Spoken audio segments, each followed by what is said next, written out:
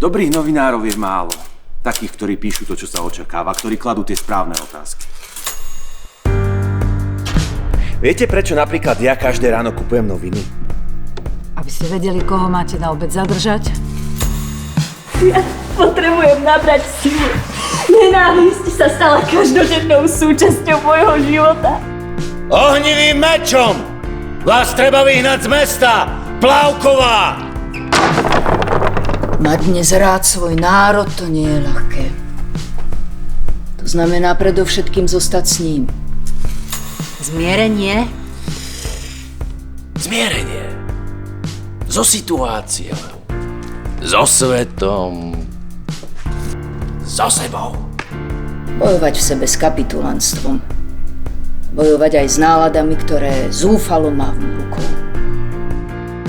My veľmi dobre vieme, kto je za tým plotom. My sme za tým plotom. Mám len jednu chrbtovú kosť a tá mi narastla rovno. A kabát tiež nezvyknem prezvykať.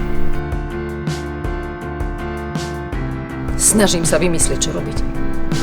Len jedno jediné a povedať to nahlas.